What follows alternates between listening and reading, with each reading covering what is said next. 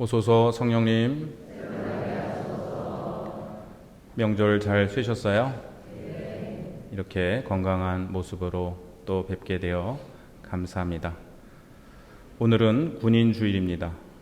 명절에도 집에 가지 못하고 귀한 시간을 봉사하고 있는 군인들을 위해 함께 기도드립니다. 마침내 가자지구 휴전협정이 체결되었는데요. 한반도의 평화, 온 세상의 평화를 위해 계속 기도드려야겠습니다. 지난 주일 복음에서 예수님께서는 이렇게 말씀하셨습니다.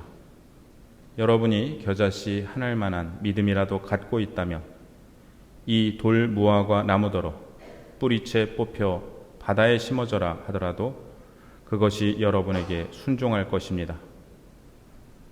오늘 복음에서는 겨자씨 하나의 믿음이 무엇을 의미하는지 구체적으로 보여주십니다. 예수님께서 어떤 마을에 들어가시자 나병 환자 10사람이 소리쳤습니다.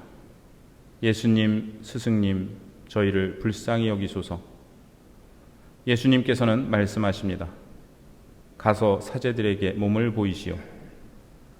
그들이 가는 동안에 몸이 깨끗해졌습니다. 그런데 그중 단 한 사람, 사마리아 사람만이 돌아와 예수님의 발 앞에 엎드려 감사를 드립니다. 예수님 말씀을 듣고 떠났던 10사람 모두 겨자씨 믿음을 가진 걸까요? 그렇지 않습니다. 오직 한 사람, 사마리아 사람만이 그 믿음을 지녔습니다. 다른 9은 기적이 일어난 것이 예수님 덕분이라는 것을 잊어버린 것 같습니다. 그들은 감사드리러 오지 않았습니다. 감사드리러 돌아온 그 한 사람만이 자신에게 일어난 기적이 예수님 덕분임을 믿었습니다. 믿음은 이처럼 감사로 드러납니다. 예수님께서는 감사드리러 온 그에게 그대의 믿음이 그대를 구원하였습니다. 라고 말씀하십니다. 버스에서 실수로 다른 사람 발을 밟으면 뭐라고 얘기해야 할까요? 5글자인데 다로 끝납니다. 이걸 어쩐다랍니다. 선물을 받으면 뭐라고 인사할까요? 역시 5글자이고 다로 끝납니다. 뭘 이런 걸 다입니다. 우스개 얘기지만 요즘 죄송합니다, 감사합니다라는 말을 점점 듣기 힘든 세상이 되어가는 것 같습니다. 제가 재작년에 우리 본당에 부임해서 사순 특강을 했었는데요. 메리조 레디라는 교수님의 이야기를 해드린 적이 있습니다.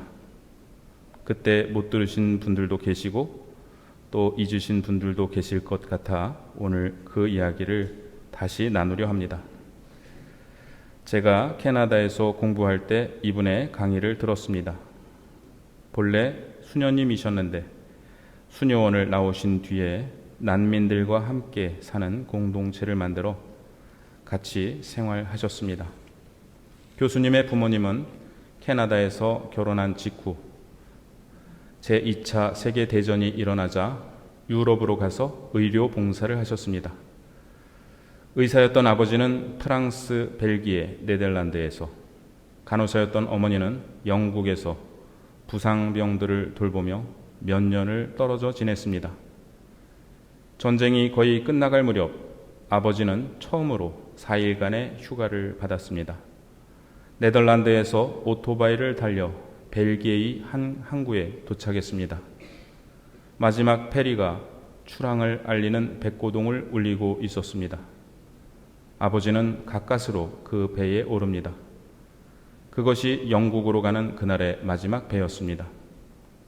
밤새 해협을 건너 영국에 도착한 아버지는 런던행 기차를 탔습니다. 플랫폼에 내리자 낯선 사람들이 달려와 껴안으며 외쳤다고 합니다. 전쟁이 끝났어요. 전쟁이 끝났어요. 그 기쁨 속에서 아버지는 어머니를 찾아 단 하루를 함께 보낼 수 있었습니다. 다음 날 아버지는 런던을 떠나 돌아오셨고 부모님은 1년 뒤에야 다시 만날 수 있었습니다. 그런데 두 분이 런던에서 만난 날, 즉 유럽 전승 기념일로부터 9개월 뒤가 이 교수님의 생일이었습니다. 아버지가 돌아가신 후 교수님은 아버지의 일기를 읽다가 전율을 느꼈다고 합니다. 만일 아버지가 그 마지막 배를 놓쳤다면 어떻게 되었을까? 아마도 하루 늦게 영국에 도착했을 것이고 9달 뒤에 태어난 사람은 자신이 아니라 다른 누군가였을 것입니다. 이 사실을 깨닫고 교수님은 경이로움에 사로잡혔고 자신이 존재한다는 사실을 더 이상 당연하게 여길 수 없게 되었습니다. 저 역시 비슷한 깨달음을 얻은 적이 있습니다. 3년 전 서울의 병원에서 항암 치료를 마치신 아버지를 모시고 오던 길에 부모님의 결혼 이야기를 자세히 들었습니다. 결혼식을 올리기 전에 외할머니가 관면 혼배 날짜를 미리 잡아 놓으셨습니다. 그런데 신자가 아니셨던 아버지는 관면 혼배라는 말 뜻을 이해하지 못하시고 이것이 결혼식인 줄로 착각하셨답니다. 대전에 계시던 아버지가 두 분의 본가가 있는 김천에 가보니 할머니가 집에 계시지 않더랍니다. 수소문해서 찾아보니 다른 집 결혼식 음식을 도와주고 계셨다고 합니다. 내가 내일 결혼하는데 왜 남의 집 혼사를 도와주고 있느냐고 아버지가 따지자 할머니는 네가 내일 무슨 결혼을 하냐 금시초문이다 라고 하셨답니다. 그러나 이미 아버지 회사 동료들은 대전에서 버스를 대절해 놓은 상태였고 부랴부랴 관면 혼배 예식은 혼배 미사로 바뀌게 되었습니다. 부모님의 결혼식 사진을 보면 어머니는 웨딩드레스가 아니라 한복을 입고 계신데 당신이 결혼한다는 사실을 그 전날 아셨기 때문입니다. 늘 성급하셨던 아버지 때문에 어머니가 웨딩드레스도 못 입어보셨구나 하고 생각하다가 계산해보니 부모님 결혼 기념일로부터 9개월 뒤가 제 생일이었습니다. 저 역시 같은 질문을 던지게 되었습니다. 만일 두 분이 그날 결혼하지 않으셨더라면 저는 이 세상에 태어났을까요? 여러분의 탄생 이야기는 어떠한가요? 언젠가 당연히 태어났을 내가 마땅히 태어난 것인가요? 아니면 그것은 기적이었나요? 우리가 존재하는 것은 당연한 일도 아니고 우연도 아니고 기적입니다. 여러분 한 분 한 분이 기적이고 이런 우리가 함께 모여 미사를 봉헌하고 있는 이 시간 자체가 기적입니다. 이 기적은 부모님 두 분의 만남에서 그치지 않습니다. 아버지가 태어나실 확률, 어머니가 태어나실 확률, 두 분이 결혼하실 확률, 할아버지, 할머니, 외할아버지, 외할머니가 태어나셔서 결혼하실 확률, 그 위로 8분의 증조부모님, 16분의 고조부모님, 이렇게 계속 올라가다 보면 우리가 상상할 수 없을 만큼 많은 조상 중 단 한 분이라도 태어나지 못하셨거나 일찍 돌아가셨거나 다른 분과 결혼하셨더라면 나는 이 세상에 존재하지 않습니다. 그런데 내가 있습니다. 내가 있다는 것이 기적입니다. 만일 우리가 이 기적을 당연한 것으로 여기고 감사드리지 않는다면 우리야말로 나병이 나은 것을 당연한 것으로 여기고 돌아가 버린 9명의 유다인들이 아닐까요? 우리는 당연한 일에 대해 감사드리지 않습니다. 우리가 감사드리는 것을 가로막는 가장 나쁜 습관은 우리에게 일어난 수많은 기적들을 당연한 것으로 여기는 것입니다. 그러나 이 세상 그 어느 것도 당연하지 않습니다. 그렇다면 어떻게 해야 감사하는 삶을 살 수 있을까요? 첫째, 그 어떤 일이든 당연하게 여기지 말아야 합니다.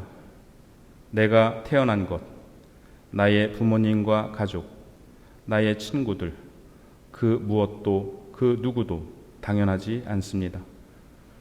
하느님께서 나를 불러주시고 세례를 주시고 당신의 자녀로 삼아주신 것이야말로 가장 큰 은총입니다. 하느님께 그리고 나에게 복음을 전해준 분들과 내가 세례를 받도록 이끌어 주시고 도와주신 분들께도 감사드려야겠습니다. 둘째, 감사는 시간을 내야 합니다. 시간 나면 하는 일은 덜 중요한 일입니다. 중요한 일은 시간을 내서 해야 합니다. 사마리아 사람은 시간을 내서 돌아왔습니다. 나머지 9은 가는 길에 마음속으로 감사했는지도 모릅니다. 하지만 그것은 진정한 감사가 아닙니다. 저녁에 5분이라도 시간을 내서 오늘 하루 동안 감사드릴 일을 하느님께 감사드리는 것은 아주 좋은 기도가 됩니다. 셋째, 감사할 일을 기록하는 것도 좋은 습관입니다. 노트를 한 권 마련하여 감사드릴 일들을 생각나는 대로 틈틈이 적어보는 것도 우리가 구체적으로 감사드리는 데 큰 도움이 됩니다. 넷째, 감사는 감사로서 배웁니다. 어떻게 해야 더 잘 감사드릴 수 있을까요? 방법은 단 하나, 감사드리는 것 뿐입니다. 다섯째, 감사는 반복해야 합니다. 우리는 서운하고 섭섭한 일은 자주 되뇌고 곱씹으면서도 감사한 일에 대해서는 뭘 이런 걸 다 라는 한마디로 감사를 끝냈다고 생각합니다. 감사 기도를 반복할 때 내 마음을 차지하려는 분노와 서운함과 실망의 유혹을 물리칠 수 있습니다. 이냐시오 성인은 하느님께 대한 사랑의 가장 확실한 표지는 감사하는 마음이라고 말씀하셨습니다. 오늘 복음 환호송의 말씀을 되뇌어 봅니다. 모든 일에 감사하십시오. 이것이 그리스도 예수님 안에서 여러분에게 바라시는 하느님의 뜻입니다.